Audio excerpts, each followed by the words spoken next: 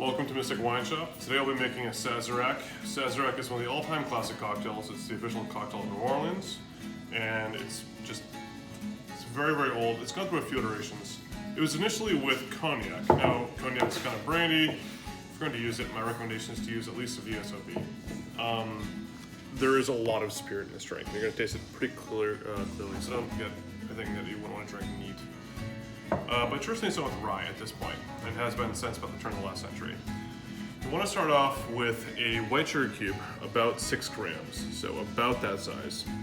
We're going to put the mixing glass, and then we're going to add 9 dashes on top of it. So it's a very bitters forward drink. You need to use Peychaud's bitters. Peychaud's is the classic bitters of New Orleans. It's in a lot of drinks. It's in this, it's in De La Louisiana. It's really pronounced in Vauquerets.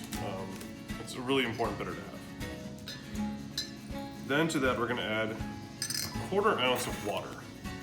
And like with an old fashioned, we're gonna make this into basically a simple syrup. We're really gonna grind this for a long time.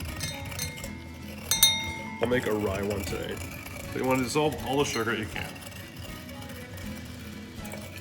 Sazeracs are a phenomenal drink, but they are perhaps the most specifically balanced cocktail I can think of. It's very easy to over dilute or over sweeten or undersweeten them. So you really want to take your time with it and get used to the kind of feel of it.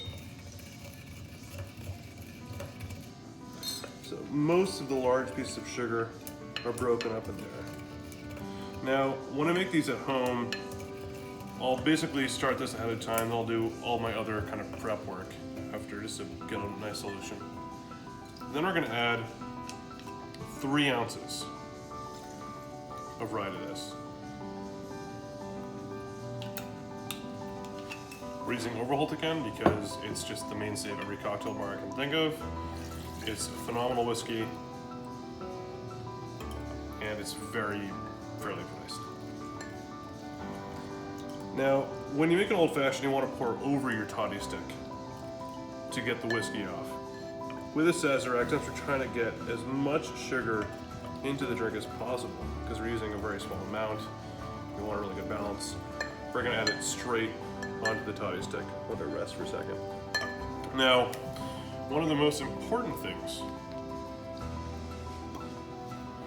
in a Sazerac is an absinthe rinse. So we're going to rinse out the inside of a very cold double old-fashioned glass. And if you're making a bunch in a row, you can pour the absinthe from one glass into another. And we're going to roll it along the inside of the glass, try to coat it. Now this is going to leave a very, very faint flavor, but it's really going to enhance the aroma of the drink. So I'm slowly pushing it more towards the edge. And then we'll let it spill out with one last roll. Like that. Cool. Now all the sugar and the spirit's been dissolved, so I'm gonna add my ice.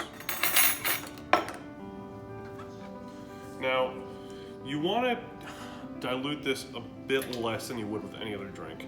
So if you're cracking your ice at home, instead of cracking 2 ice cubes, just crack 1.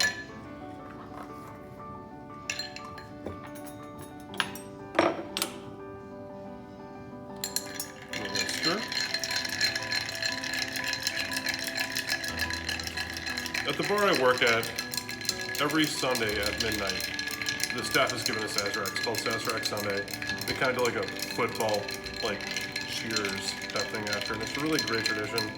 It's a drink I've become very fond of, and it's a really important one to learn because a lot of drinks are based on Sazeracs. And it really kind of lets you know how in control of strain you are. So we're going to stop about there. It does dilute a bit as you pour it out. Right.